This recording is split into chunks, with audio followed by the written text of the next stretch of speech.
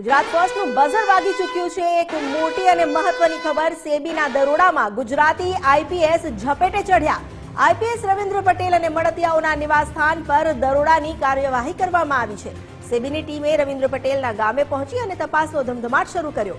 સાધના broadcast કંપનીના શેરના ભાવમાં કૃત્રિમ ઉછાળો આવ્યો હતો। વર્ષ 2022માં શેર બજારના જાદુગરોએ આ કૌભાંડ આચર્યું હતું। અમદાવાદમાં મનીષ મિશ્રાના ઘરે પણ સેબીએ દરોડા પાડ્યા। 1.90 કરોડ અને 72.80 લાખની આઈપીએસ રવિન્દ્ર પટેલે પેનલ્ટી ભરી। સેબીએ દંડ વસૂલી 6 મહિનાનો પ્રતિબંધ ફરમાવ્યો। રવિન્દ્ર પટેલે પોતે આઈપીએસ હોવાની જાણકારી છુપાવી હતી। ખેડબ્રહ્માના રોધરા ગામે કેન્દ્રીય ટીમની તપાસ ચાલી રહી છે। ખેડબ્રહ્માના ગલોડિયા ગામે પણ તપાસ કાર્યવાહી શરૂ કરવામાં આવી છે।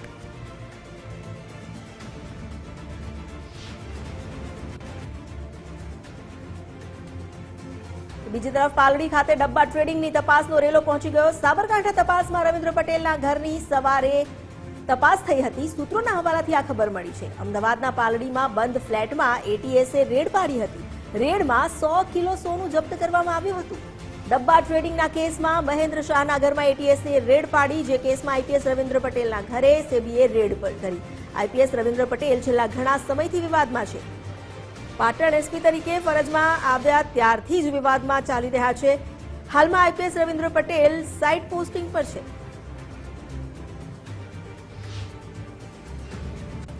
સેબી દ્વારા આઈપીએસ રવિન્દ્ર પટેલ અને તેમના પરિવારની પૂછપરછ કરાશે। ચોક્કસ શેર પોર્ટફોલિયોને લઈને પણ પૂછપરછ કરવામાં આવી। ચોક્કસ કંપનીના શેર પોર્ટફોલિયો પસંદ કરવાના કારણની તપાસ ચાલી રહી છે। ચોક્કસ શેરમાં રોકાણને લઈને આઈપીએસનો પરિવાર પણ શંકાના ઘેરામાં છે।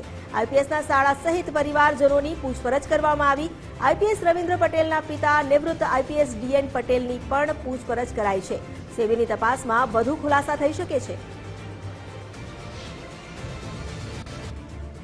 આઈપીએસ રવિન્દ્ર પટેલ અને તેમના પરિવારની સેબીએ દ્વારા કાર્યવાહી કરવામાં આવી છે। આઈપીએસ રવિન્દ્ર પટેલ અગાઉ પણ વિવાદમાં રહી ચૂક્યા છે। પાટણમાં એસપી તરીકે વેપારીને માર મારવાના મામલે વિવાદ સર્જાયો હતો। વેપારીને ગોંધી રાખી માર મારવાનો વિવાદ છેક હાઈકોર્ટ પહોંચ્યો હતો। અમદાવાદ સિટી ક્રાઇમને પણ આ મામલાની તપાસ સોંપાઈ હતી। ફરી એકવાર વિવાદાસ્પદ આઈપીએસ રવિન્દ્ર પટેલ વધુ એક વિવાદમાં ઘેરાયા। અમારી સાથે જોડાઈ ગયા છે સંવાદદાતા અર્પિત દરજી। અર્પિત, આઈપીએસ રવિન્દ્ર પટેલ ઘણા સમયથી વિવાદમાં હતા, પણ આ તો સૌથી મોટો વિવાદ કહી શકાય, જ્યાં સેબી હોય કે ક્રાઇમ બ્રાન્ચ હોય અને કેટલીય એજન્સીઓ તેમની તપાસમાં લાગી છે। શું અપડેટ? ગઈકાલે જ્યારે આ સમાચાર આવ્યા કે રવિન્દ્ર પટેલના નિવાસસ્થાને ખેડબ્રહ્મામાં રોધરા એમનું નિવાસસ્થાન આવેલું છે, ત્યાં તપાસ કરવામાં આવી રહી છે સેબી એટલે કે ઇન્વેસ્ટરોના જે હિત હોય છે, રોકાણકારોનું હિત હોય છે, એનું રક્ષણ કરવાનું કામ કરતી હોય છે।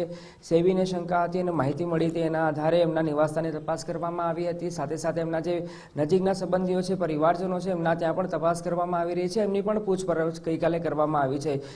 અગાઉ થોડા સમય પહેલાં એટલે કે વર્ષ 2022માં પણ સાધના બ્રોડકાસ્ટના શેરમાં આર્ટિફિશિયલ રીતે એક મૂવમેન્ટ લાવવા આવી હતી અને એમાં રોકાણકારોને ભ્રમિત કરવાનો આરોપ પણ એમના સામે લાગ્યો હતો અને એના કારણે જ એમને 1 કરોડથી વધારેનો દંડ સેબી દ્વારા ફટકારવામાં આવ્યો હતો અને એ દંડની રકમ પણ રવિન્દ્ર પટેલે ભરી દીધી હતી। એ પછી એક નવી વાત સામે આવી છે અને ગઈકાલે આખો દિવસ સેબી દ્વારા રવિન્દ્ર પટેલ અને એમના પરિવારજનો સંબંધીઓના ત્યાં તપાસ કરવામાં આવી, પૂછપરછ કરવામાં આવી। જોકે હાલ સત્તાવાર રીતે સેબી અથવા તો મિનિસ્ટ્રી ઓફ ફાઇનાન્સ દ્વારા કોઈપણ પ્રકારનું ઓફિશિયલ સ્ટેટમેન્ટ નથી આવ્યું કે આ કાર્યવાહી એકચ્યુઅલ શું હતી, એમના ઘરે કંઈક મળી આવ્યું છે વાંધાજનક દસ્તાવેજ અથવા તો કોઈ પુરાવા મળી આવ્યા છે કે કેમ, એ પ્રકારની કોઈ પણ માહિતી નથી સામે આવી। પણ ગઈકાલે જે એમના નિવાસસ્થાને તપાસ કરવામાં આવી હતી, પૂછપરછ કરવામાં આવી એમના પરિવારજનોની, એ ખૂબ ચર્ચાનો વિષય બન્યો છે। કેમ કે એક તરફ જ્યાં એટીએસ અને ડીઆરઆઈ દ્વારા અમદાવાદ શહેરમાં ઓપરેટર મેઘ શાહના ત્યાં કાર્યવાહી કરવામાં આવી હતી, એ પણ ખૂબ ચર્ચાનો વિષય બન્યો હતો।